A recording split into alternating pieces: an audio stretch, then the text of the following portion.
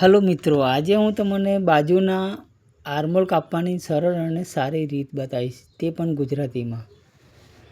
તો કાપડ મેં ગોઠવી દીધું છે ગડી વારીને. હવે સીધી લાઈન હું ક્રોસ કરીશ. એમાં અડધો ઇંચ સિલાઈ માર્જિન માટે મેં રાખ્યો છે. મારી બાજુની લંબાઈ 4.5 છે, તો અડધો ઇંચ કરીને 5 ઇંચ રાખી છે. અડધો ઇંચ માર્જિન માટે અહીંયાથી ઉપરના ભાગથી 3.5 ઇંચ આર્મોલની લંબાઈ સેટ કરવા માટે મેં રાખી છે અને સીધી લાઈન ડ્રો કરી દેવાની.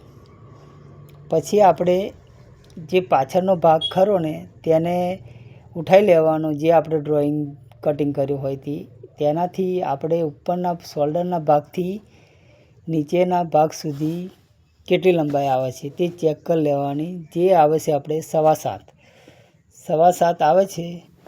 તો હવે અહીંયાથી આપણે 7.25 મૂકી એની અંદર અડધો ઇંચ સિલાઈ માર્જિન રાખી એટલે 7.25 આવે.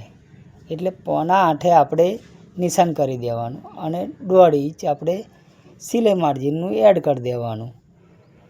પછી આપણે અહીંયા મોરી મારે 12.5ની છે, તો 6.25 મોરી અને 1.5 ઇંચ સિલાઈ માર્જિન એ એડજસ્ટ કરીને લીટા આપણે પાડી દેવાના. લીટા પાડીને અને આ રીતનો આપણે આર્મોલનો શેપ આપી દેવાનો. મને તો ડાયરેક્ટ આ રીતનું ફાવે છે એટલે ચાલે. તમને ના ફાવે તો સ્કેલનો ઉપયોગ કરીને પણ આર્મોલનો શેપ તમે આ રીતના મારી શકો છો. અને આ રીતે આપણી બાજુ કમ્પ્લીટ રીતની તૈયાર થઈ ગઈ છે. આ ફોર્મ્યુલા તમે કોઈ પણ બાજુની અંદર તમે કરી શકો. કોઈ પણ બ્લાઉઝની સાઇઝનો બ્લાઉઝ હોય તો તમે આ રીતની સ્ટ્રીક અપનાવીને બાજુનો આર્મોલ તમે કાઢી શકો છો. તમને મિત્રો આ રીલ કેવી લાગી, આ સ્ટ્રીક કેવી લાગી? તો સારી લાગી હોય તો અમારી ચેનલને લાઈક, સબસ્ક્રાઈબ ને શેર કરી દેજો. જય શ્રી કૃષ્ણ.